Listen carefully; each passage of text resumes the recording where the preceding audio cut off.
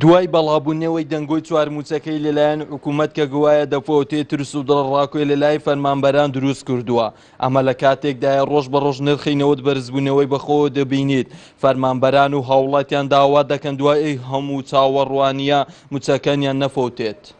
خۆی ئەو بریارەیدا کە یەکەم جار سەرۆک وەزیرانی هەرێم و جێگرەکەی وتیان کە هەر گۆڕانکارێک لە نرخی نەوت بکرێت ئێمە ئامادەین لەگەڵ ئەوەش دەستکاری موچە بکەین، بەڵام کە ئەوەش کرەکە نرخی نەوت 20 دلار و گەشتە 40 دلار 50 دلاریش هیچ گۆڕانکاریەک لەوە نەکرا.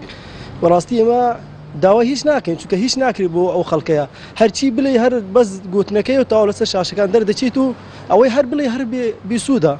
چی بڵێن زیاتر لەوەی؟ چ بڵێم؟ هیچ شتێکمان لەدەست نایەت. ئێستا قسەشی بکەم بەکەلک نایەتن، دەنگمان ناڕوات. بڕاتنیش بەڵام کەس گوێ لە دەنجمە ناگریتن. ئێستا ئەگەر بێت و هەر پێشنیاریشیش بکەین هەر بێشۆڵە. نەفت هەدایانگۆ نەفت نرخی گرانبی نرخی گرانبی پاشەکەوتەکەی لا دەبین و موچەی کامل دەبین. ئێستا ئەویش هات هەر بێسوودە.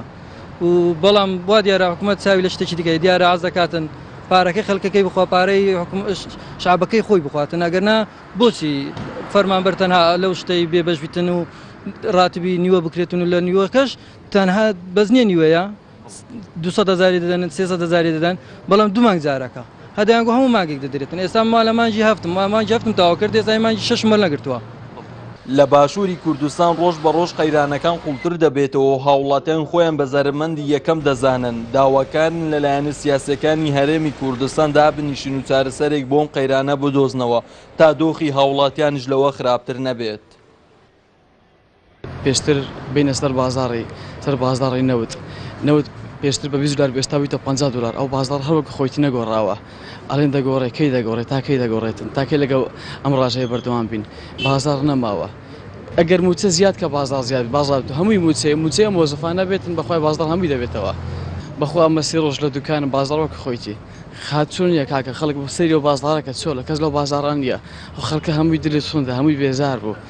ماوەی 2 ساڵە چەندین قەیران بەرۆکی هەرێمی کوردستانی گرتووە، چەندین جارە حکوومەت پیلان و بەرنامەی نوێی دانەوە، بەڵام بە بوچوونی هاوڵاتیان پاشکەوتکردنی موچە و نیموچە و 4 مانگ قەرز لە لای حکوومەت لە بەرژەوەندی ئەواندا نییە.